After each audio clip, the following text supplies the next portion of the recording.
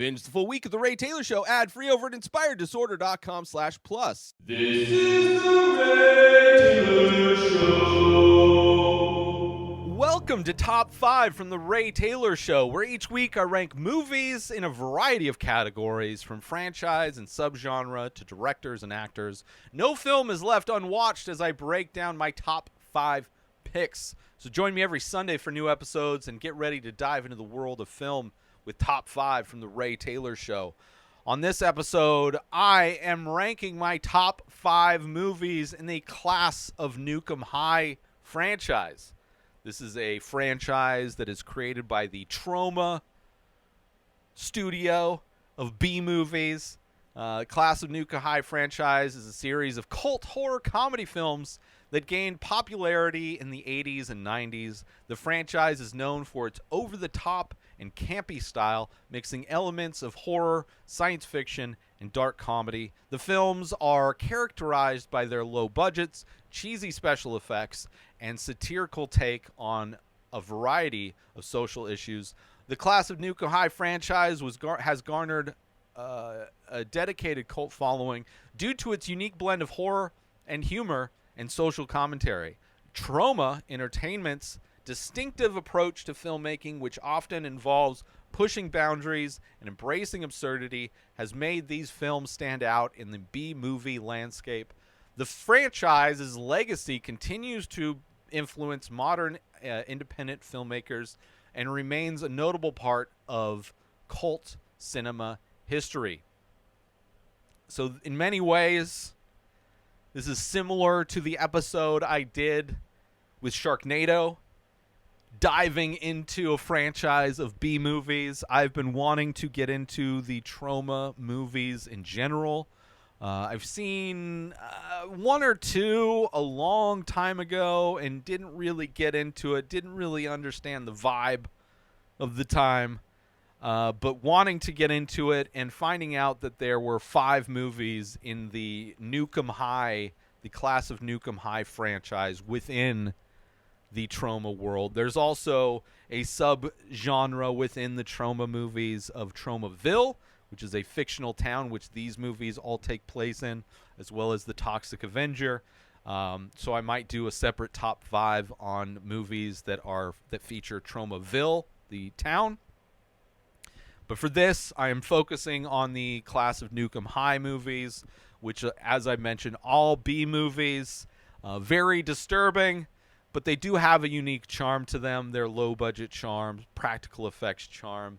And part of me, while watching this, regretted my decision, as was watching some of the Sharknado movies. But once you get into it, one of the reasons I love doing these top 5s is that it forces me to get on the wavelength, get the vibe of these movies, whether it's a director or a franchise or any of that, really kind of getting an understanding of what they're trying to do with these movies. And with this one, I had some surprising movies that were amazing, that I absolutely love, and then there are movies that were a struggle to get through, but I will be ranking all of them. All 5 will be on this list in some form or fashion. So let's get into it, shall we? Starting off with number 5. This one was probably the most disappointing because the movie that came before it was such a revelation, which not to spoil anything that might come up later on in this list, because they will all come up on this list. But this one definitely feels like the climax of a movie stretched to its full potential, and definitely probably was the most Troma of all of these movies, possibly. But regardless of that, it was still a lot of fun to watch. Coming in at number 5 is Return to Nukem High, a.k.a. Volume 2. By far the longest title out of all of these. This is the newest of the franchise. Return to Nukem High, a.k.a. Volume 2, is the second part of a 2-volume sequel to the original Class of Nukem High series, which I would almost say Return to Nukem High Volume 1 and 2 is a remake or a Lega sequel of the first film, split into 2 films, and done so in a pretty epic way. Instead of it being a sequel, it is in many ways a sequel. It has references to the first film. Characters are literally children of characters of the first film. But it is also a remake of that first film. All of the things that happened in that first film, for the most part, happen, even though a lot of things were changed in a very interesting way. But this being Volume 2 is basically that second half of that remake of the first film, right? The climax of the film, for better or worse, is Volume 2. This is directed by Lloyd Kaufman, produced by Troma Entertainment. The film came out in 2014.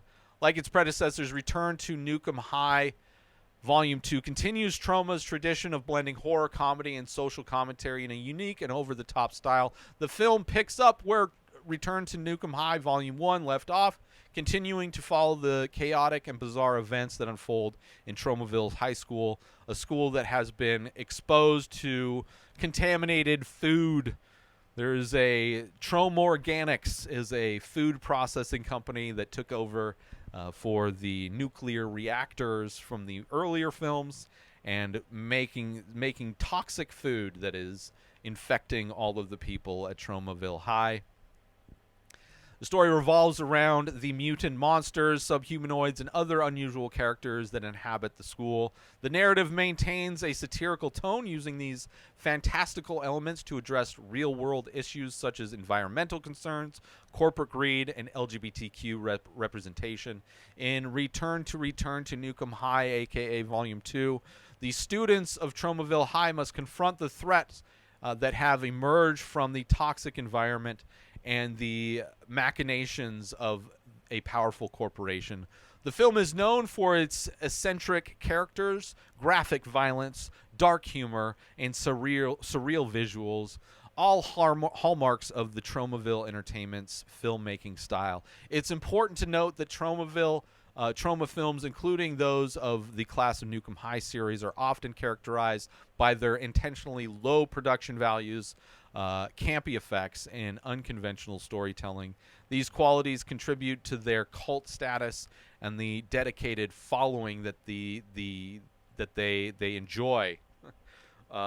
Their unique blend of outrageous and satire. This movie starts in a girls' locker room with a bunch of naked girls. That is one thing. These would have been my favorite movies in my teen years. In my hormonal teen years, these movies, if I had found them, a lot of nudity, a lot of absurd comedy, a lot of ridiculousness. But this one starts with tons of nudity. Naked girls in a locker room, slow motion, like dancing and laughing for no reason. Amazing. You have the rich girl, who is one of the main characters of the Volume 1, is taking a shower and is having a radioactive period, which is kind of something that from the first movie, the character gives birth to a alien slug in a bathroom. And this scene is kind of the remake of that scene, but instead she's having a radioactive period in the bathroom. They have a Carrie-like scene where all the other girls are throwing tampons at her, telling her to plug it up. But then it turns into projectile radioactive period that squirts out all over these naked women and melts them and has them all melting down from these toxic period. Amazing thing. And the most amazing aspect of not only this movie but the other Return to Nukem High Volume 1 is that Stan Lee is the voiceover talent for both of these movies. And in this movie, Volume 2, a.k.a. Volume 2, Stan Lee recaps all of the things that happened in Volume 1. It is amazing that Stan Lee is a part of these movies. You have this rich girl who ends up now giving birth to the Toxic Avenger, a license plate, personalized license plate, Toxie license plate. Also giving birth to a DVD of Return to Nukem High Volume 1. then ends with her giving birth to an alien duck because, of course, in Volume 1, she was mouth raped by her pet duck that was eating radioactive material, and the bad guys shoved the beak down her throat that caused her somehow to get pregnant in her stomach and give birth to this alien duck baby. That's where we're at with these movies. You also have a fat guy getting naked. There's a lot of fat guy, small dick in this. There's also a scene that is similar to Borat, which in Borat there was a censor bar. I think, maybe not. I don't even remember. But the scene where Borat and his buddy are both naked and they're wrestling in the bedroom, and then it flows into a elevator and then into a conference. One of the funniest scenes in Borat. But this one is a similar scene with this fat guy, the student, who takes his pants off, and the principal. And the principal gets his face smashed with the fat guy dick many times. There's also cuts to a local TV show that's talking about Tromaville. There is a duck man. The pet duck morphs into a person and is kind of the good monster helping people out. You have the Troma Organic CEO transforms into a monster with tentacles, which is similar to what happens at the end of the first class of Nukem High. But this movie, the reason why it's on number 5, it is wild, as all of these movies are wild. But because it just feels like the climax of the remake of the first film, it goes wild, don't get me wrong, but it definitely feels like there is no story in this. It is just the climax of the story stretched out to 90 minutes. And because of that, it is at number 5. That is the main reason I have Return to Nukem High, a.k.a. Volume 2, is number 5 on my top 5 ranked picks of Class of Nukem High movies. Moving on to number 4, my 4th favorite Class of Nukem High movie ranked is Class of Nukem High 3, The Good, the Bad, and the Subhumanoid. Class of Nukem High 3, The Good, the Bad, and the Subhumanoid is the 3rd installment in the Class of Nukem High film series, directed by Eric Lauzil and released in 1994. The movie is known for its technology, man, interrupting podcasts. The movie is known for its campy horror comedy style, as they all are typically, which is typical of the Troma Entertainment productions. In this film, the storyline takes a further satirical twist by introducing elements from Westerns, particularly the title's reference to Good, Bad, and the Ugly.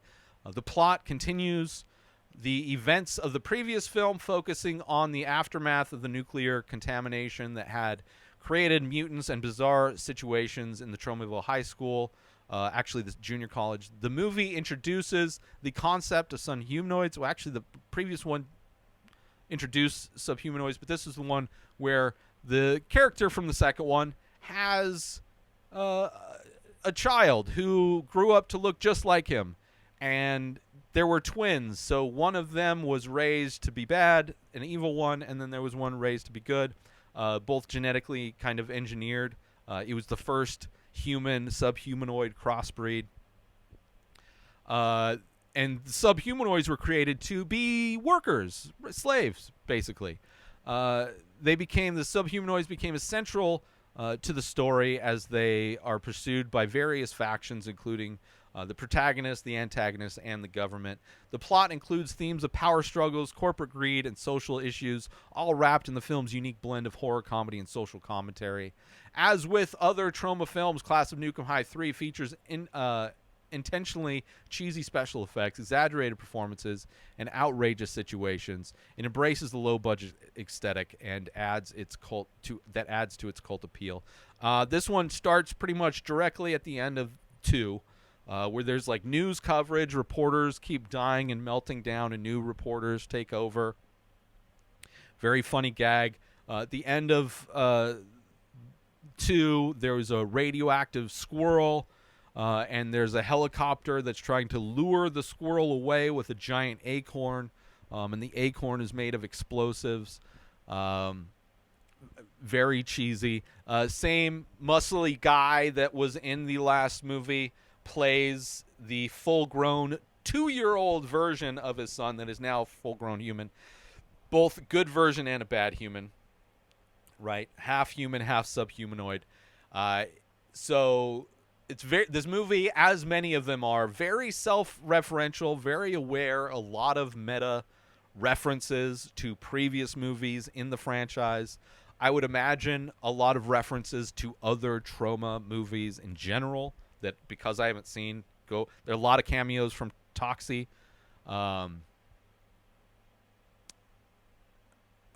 We have the twins, one stolen by the corporation.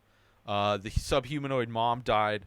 The dad has become the mayor of Tromaville at this point. The evil twin, the good twin. The good twin has a radioactive hand that he can use to please women. Also uses it to reignite the power core of the reactor. The evil twin has these genetically engineered crew of monsters that, and also try and make this guy who has a very kind of a nerdy voice, turns him into more of an action hero because he's a giant dude. He is a very bulky dude, but just with the nerdiest of nerdy voices.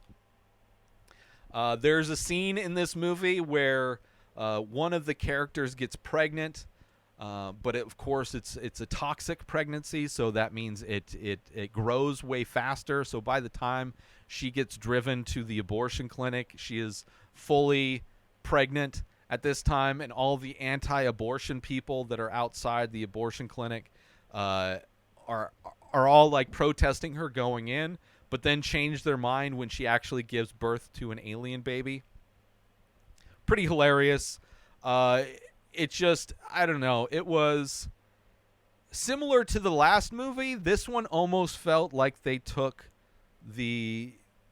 tried to stretch out what the second movie was into something even more, and it just didn't land as good. Still a lot of great moments in this one, but overall not as good as the second one, and not as good as the other ones, obviously, that are above it. But Class of Nukem High 3, The Good, the Bad, and the Subhumanoid, is coming in here at number 4.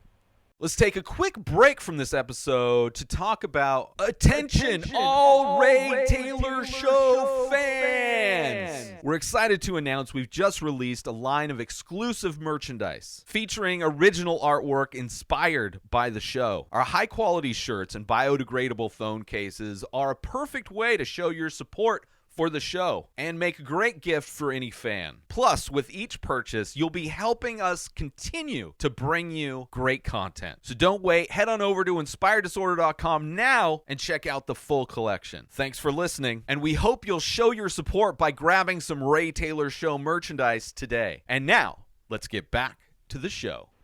Moving on to my third favorite Class of Nukem High movie. This movie definitely took what the franchise was and changed it in a way that I thought was really hilarious. So coming in at number 3 is Class of Nukem High 2, Subhumanoid Meltdown. Class of Nukem High Part 2, Subhumanoid Meltdown, is the second film in the Class of Nukem High series. This came out in 91. Like the other films in the series, it is a horror comedy produced by Trome Entertainment, known for its campy and over-the-top style. Directed by Eric Lozille, the film continues the story of Tromaville High, where actually I think it's at this point it was rebuilt to be a junior college, where the aftermath of the nuclear contamination in the first film has led to further bizarre and mutated occurrences. So at the end of the first film, the school was destroyed. This film starts with the nuclear facility rebuilding the school, as well as building a junior college. And so we have I think we're following the junior college. And this movie starts with the chaos of what happens at the end of the movie with our main character, the big giant guy, who is a reporter who has the very nerdy voice, but in the body of like Arnold Schwarzenegger. very funny, and it's a very long monologue with him talking into this tape recorder, talking to God. Very hilarious. The plot centers around the concept of some subhumanoids, genetically engineered beings created for pleasure, also to be workers. These creatures are the result of scientific experiments and add a unique element to the story, which they weren't in the first. Subhumanoids weren't necessarily in the first movie. The Subhumanoid Meltdown, the students of Tromaville High once again find themselves facing strange and dangerous situations as they try to navigate a school environment filled with mutants, monsters, and outrageous characters. The film maintains a series satirical approach, using these fantastical elements to comment, I should say, on social issues and deliver its message in a humorous and irreverent manner. So they rebuilt the school into junior college. Everyone is cretins now. Cretins were like the bad guys in the school that were like the freaks, right? They had like the mohawks and the crazy face paint and all that kind of stuff. They were known as cretins. Now everybody in the school is cretins. All of the women are wearing thong bikinis. Roger Smith is the main character who looks like a bodybuilder with a very effeminate voice. He goes on a long talk with God, which is very funny. There's actual monsters in the school now as well. The movie flashes back to show how all of the chaos, how we get to all the chaos that it starts with, right? Right. The new problem kids in the school are called squirrels. You also have a cameo, as many of these movies do, with Toxie, which breaks the fourth wall in this movie. The subhumanoids have a mouth on their stomach, which is weird. There's a lot of tits in this movie, as well as the fact that Tromaville Institute of Technology is the initials for that, RTIT, and that is the school that they are all going to.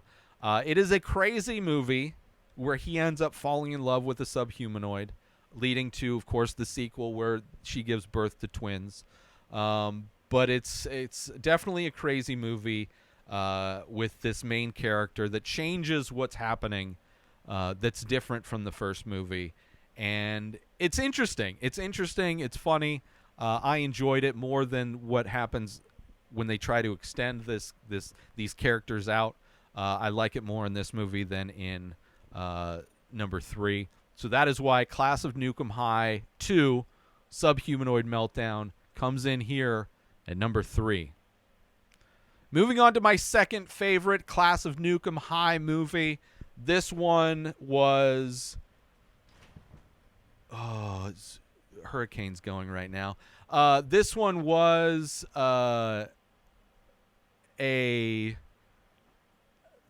This one was what started it all off. And that is why I think what it started and what it did, I think, was really great. And then they took it in new directions. But where it started, I thought was great. So coming in at number 2 is Class of Nukem High. Class of Nukem High is a cult classic horror comedy. Came out in 1986. Directed by Lloyd Kaufman and Richard W. Haynes. The movie is one of Troma Entertainment's most recognizable productions and is known for its campy, over-the-top style. The film is set in Tromaville, a fictional town where a nuclear power plant is located right next to a school. The story revolves around the students of the nearby Nukem High School who start experiencing strange and violent behavior after being exposed to radioactive contamination from the power plant. Water is contaminated. The weed is contaminated. The contamination leads to bizarre mutations, gross out gags, and chaotic situations within the school. Class of Nukem High blends horror, comedy, and social satire. The film's narrative elements are often exaggerated for comedic effect, and it tackles various themes such as dangers of nuclear power, teenage rebellion, and social issues. The movie also explores a quirky teenage romance subplot between two of the main characters. The film's success led to the creation of sequels, obviously, spin-offs within the Class of Nukem High franchise, further cementing its status as a cult classic. You have Dewey, an unconsequential nerd at the beginning of this movie that gets infected Nasty stuff starts oozing out of him, jumps out of the window at school. Actually, the freaks in the school are called cretins, and they get weed from the nuclear power plant. And after these two kids, after smoking weed and having sex, they start having weird hallucinations. One guy grows this massive, his dick grows to 100 times its size, and the woman has hallucinations that she's giving birth to an alien, pregnant with an alien. Eventually, this dude transforms and goes to kill two of the cretins. There's a bathroom fight that takes place. The cretins end up trashing the school, threatening to cut off women's nipples. You have monsters that are coming out of the nuclear sludge, one punching through Gil's head. You have a dude with two large nose rings. One of the cretins has these two large nose rings and wearing this weird mouth guard. He ends up getting choked by one of the tentacles and stabbed through the head and comes out the eye. Another dude on a motorcycle gets his head ripped off. In the end, they use a laser to explode the monster to free one of the women from the monster. And in the end, the school explodes, and the school's closed and will be rebuilt, and everybody jumps for joy. This was a fun movie. It was a fun movie where it's the weed is contaminated and we smoked it, and it's turning us into monsters, and we're monsters that are going to go fight these bullies. It's really fun. It's a really fun idea, and then they changed the idea to be, with the second and third one, not as good, in my opinion. I think this one was great. Also has elements of just being a high school comedy as well. Regardless, coming in at number 2 is Class of Nukem High, the original film. Let's take a quick break from this episode because I want to promote. Are you looking for a way to take your love of The Ray Taylor Show to the next level? Look no further than Inspired Disorder Plus. As a member, you'll get access to a whole host of amazing perks, including the full week of shows, ad-free in both audio and video versions, a live painting archive, early access to the many faces, members-only discounts and deals, a podcast back catalog with over 600 episodes. But that's not all. As a member, you'll get access to my personal blog as well as my creative writing. You'll also get the chance to ask me anything you want. With all of these benefits and more, Inspired Disorder Plus is a must-have for any fan of The Ray Taylor Show. So don't wait. Go sign up now. Head on over to inspireddisorder.com/plus and start enjoying all of the amazing perks of the membership. And now, let's get back to the show. Moving on to my favorite. This one blew my mind. Obviously, if you're paying attention, you already know what my number 1 is. But watching this one absolutely blew my mind. It was by far the funniest, by far the most interesting. So coming in at number 1, my favorite Class of Nukem High movie is Return to Nukem High Volume 1. Return to Nukem High Volume 1 is a horror comedy film released in 2013. It's the first part of a 2-volume sequel of the original Class of Nukem High. In my opinion, it's kind of a legacy sequel. It's a remake while also being a sequel. Both directed by Lloyd Kaufman and produced by Troma Entertainment. The film continues Troma's tradition of blending over-the-top horror, dark comedy, and social satire. In Return to Nukem High Volume 1, the story returns to Tromaville High School, where the nuclear power plant is now a food processing plant called Troma Organics, because it's no longer okay to make fun of nuclear power plants anymore. The film introduces new characters and storylines while also referencing and paying homage to the original film. The narrative revolves around a lesbian love story between two students, Lauren and Chrissy, as... Ooh, very windy. As they navigate the chaotic and dangerous environment of their contaminated school. As with other Troma films, Return to Nukem High Volume 1 embraces a low-budget aesthetic and intentionally cheesy special effects, adding to the film's campy and irreverent atmosphere. The movie uses a fantastical elements and outlandish scenarios to address real-world issues, including bullying, LGBTQ representation and environmental concerns. The decision to split the sequel into 2 volumes allows for a more comprehensive exploration of the story and characters, giving the filmmakers more room to develop the narrative and maintain the signature Troma style. The release of Return to Nukem High Volume 1 was followed by Return to Nukem High Volume 2, which concluded the 2-part story. This movie is great. Opens with a voiceover by Stan Lee, which blew me away, as well as a cameo from him. They rebranded the school because nuclear power is no longer allowed to be made fun of.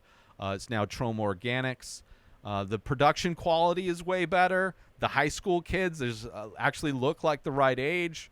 There's a sex scene in the beginning where a pipe opens up and leaking toxic waste, and a dick creature comes out and causes the dude to come blood, and then she ends up ripping the dude's dick off, and he runs away. It's a great opening. The dick melts, then she melts. Great practical effects in this one. The food processing plant is known for having body parts show up in the food randomly. There's a scene where a guy is on a date and he's super horny. He's acting like he's mid-transition into turning into a werewolf, right? He gets rejected and ends up jerking off, and he's just like a madman in this convertible with a magazine that has sticky pages. The rich girl has a pet duck, she goes home and dances with her pet duck. Is very funny. Somehow this movie is woke as fuck, but also offensive. It is amazing. The mix of things that happen. The toxic food infects the kids instead of the water being contaminated. One kid bursts into flames, which is great. The Glee Club, which is a bunch of like rejects that actually can't sing, they end up turning into the Cretans and can sing perfectly. It is amazing. It is an amazing transition. One of the kids who's in a wheelchair, his wheelchair transforms as well, and he becomes a badass. There's a scene where he gets hard for the first time, and just while they're beating up a teacher, and he just starts jerking off. You have the rich girl gets her duck, who goes missing, eats some toxic waste. The Cretans find the duck, or she finds the duck. Cretans find her with the duck. They force the duck's beak into her mouth. Right? Duck's laying a bunch of eggs. She's running around town with this duck sticking out of her face, trying to get somebody to take it out. There's an armless vet that can't help because he doesn't have any arms. There's a scientist with massive beehive. The scientist from the second and third movie with the massive beehive is there holding up some guy, and he can't help because he's being held up at gunpoint. The hospital can't help because of Obamacare. She walks into an oddities shop, which there's a reality TV show about an oddities shop, and the people from that reality show were in this. It's such a crazy, weird cameo of a show that I watched once, like so many years ago. There's a joke, foul mouth joke, which I thought was hilarious. Later on, there's a house party, and Toxie shows up to the house party. Another cameo from Toxie. You have the poor girl is a blogger, and she's a lesbian, but she's closeted, and she wants to hook up with this rich girl. And they finally do at this party. But of course, because the rich girl had the toxic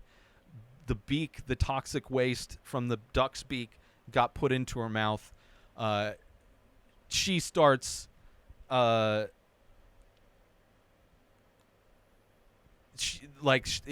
ends up infecting both of them in a weird way. And this is where I realize it's a Lego sequel, right?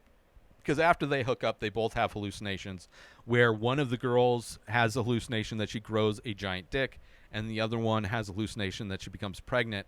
Except for in this one, they go to the Cretans' party, and they start beating up all of the Cretans in kind of a great way. They beat up the guy who's in a wheelchair, making him a quadriplegic. They spray them with toxic breast milk. It is hilarious what happens after they transform, right? Very much part like very much part one of a two-part movie, really, because this movie has no conclusion because it concludes in volume 2. But it's still so good. It ends with the rich girl taking a shower and starting to have her toxic period, which is how the volume 2 starts. But I was so blown away with how funny this movie was. It was great. I had a lot of fun. That's why coming in at number 1 is Return to Nukem High Volume 1. A crazy franchise of movies. That's all of them that are in this franchise. I'm looking forward to watching more Trauma movies, especially the Toxic Avenger movies. There's only 4, otherwise I would do an episode. There is news of a reboot of that, so maybe I'll do a top 5 when that reboot comes out. Regardless, I really had a lot of fun, despite kind of regretting my decision multiple times, watching all of these movies. Which are all available on like Tubi and stuff. So they're out there. But let me recap my list one more time and we'll get out of here. This is my top 5 Class of Nukem High movies ranked. Starting off with number 5 is Return to Nukem High, a.k.a. Volume 2. Number 4 is Class of Nukem High 3, The Good, the Bad, and the Subhumanoid. Number 3 is Class of Nukem High 2, Subhumanoid Meltdown. Number 2 is Class of Nukem High. And my number 1 favorite Class of Nukem High movie is Return to Nukem High Volume 1. Let me know how you would rank these movies. Let me know what other great movies are produced by Troma Entertainment. I would love to watch them. Tromeo and Juliet is another one that I've heard brought up. I don't know good or bad, but one I'm aware of, including the Toxic Avenger movies. Regardless, let me know. I'd love to hear it, how you would rank these other movies that you would recommend. But I want to thank everybody to tuning in to this episode of Top 5 from the Ray Taylor Show. I hope you enjoyed my rankings and analysis of my top 5 Class of Nukem High movies. Let me know how you would rank them. Are there any films that I need to check out? Don't forget to tune in next Sunday for an all-new episode and join the conversation by leaving a comment or rating on your favorite podcast platform or over on youtube.com/inspireddisorder if you're watching these. See you again next week for more Top 5. Subscribe to The Ray Taylor Show on YouTube and everywhere podcasts are found. Binge the full week ad-free over at inspireddisorder.com/plus. Purchase Ray Taylor Show merch over at inspireddisorder.com. Have a wonderful day, everybody. Peace out! Today is the day where you wake up and you realize that everything that you've been dreaming about, everything that you've been wanting, every goal and wish and hope that you've ever had can become real. Dreams can come true. What you manifest in your mind, you can